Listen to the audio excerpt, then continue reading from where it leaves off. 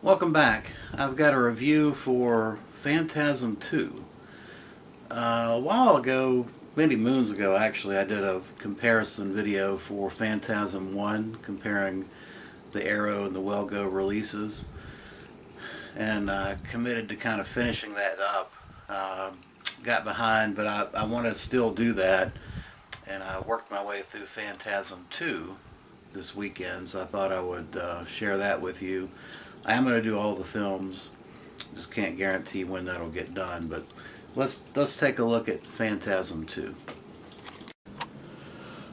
Okay, Phantasm 2. Phantasm 2 came out almost 8 years after the first film, and really it wasn't intended to be made by Don Coscarelli. Phantasm was intended to be a one-off, but Universal came along and gave him $3 million, and lo and behold, you had Phantasm 2. Phantasm 2 picks up right after the first film ends, with Mike getting pulled through the mirror and Reggie downstairs. Picks up right where that left off, with the tall man and the minions grabbing Mike, and then Reggie running upstairs and witnessing it, and turns out that Mike ends up in a sanitarium, and we're into this kind of did it happen or not happen stuff. Mike gets discharged and hooks back up with Reggie and convinces Reggie that it was real, and they go back on their hunt to find the tall man, Angus Grimm.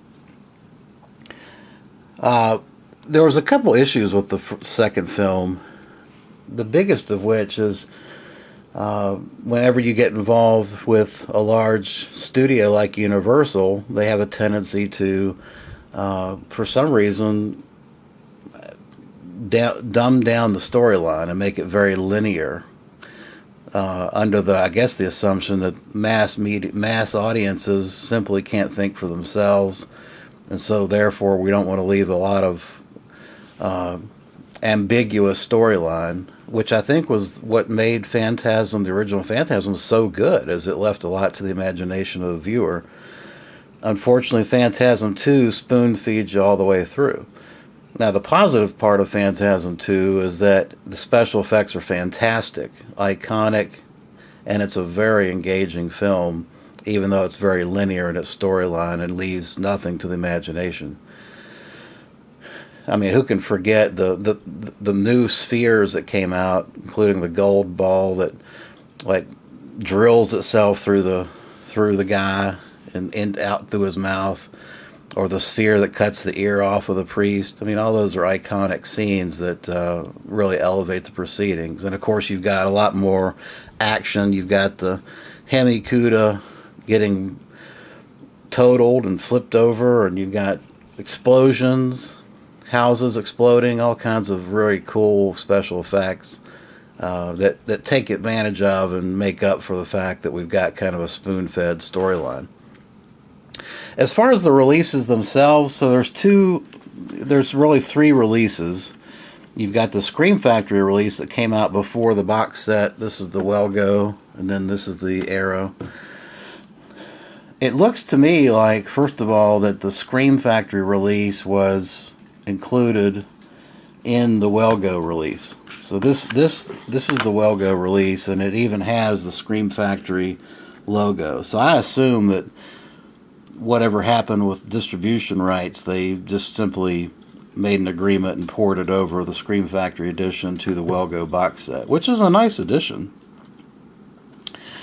The Arrow release, of course, has this cardboard little cover. I wish the only complaint I have, I actually bought it. Here's the bottom line: I prefer the Arrow release. The only negative that I have is I think it was cheaply done. It's probably the cheapest release in terms of packaging that Arrow has done, and I wish they'd have given each film its own individual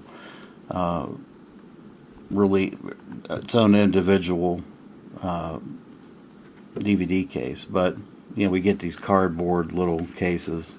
I mean, I do like the artwork on this, but I prefer this, the WellGo. how WellGo treated the release as individual DVD cases. As far as the audio and the picture quality, I have to say I watched both. I think the picture quality is better on the Arrow release. I believe it's a 4K scan. I think the WellGo and therefore the Scream Factory was more of a upscaling high definition scan. There's still a lot of grain in this print compared to the Arrow release. The audio tracks are the same. There's a 5.1 and there's a 2.0, and then the audio commentary, which features the director, Reggie Bannister, and then Angus Grimm. That's the same for both releases. Now, special feature-wise, I think the Arrow release wins out. It has a 45-minute exclusive documentary featurette on the making of the film, which the Scream Factory WellGo does not have. After that, you got pretty much the same features in all of them. The Ball is Back featurette, that's in both releases. That's about a 20-minute featurette. The Gory Days, that's a special effects featurette that's in both releases as well. You've got deleted scenes, you've got work print footage, and you've got stills, trailers. You've also got some additional scenes and deleted scenes. The release for WellGo Scream Factory also has a 18-minute old 16 mil, looks like a 16 millimeter film of the guy that plays Rory, who plays Angus Grimm. He plays Abe Lincoln in a rare 18-minute film. That's in here. That's not in the Arrow. But the Arrow also has two pieces of footage from a horror convention that has Rory and talking about the film itself. So I guess all in all, I guess bottom line, I don't think you can go wrong with either release.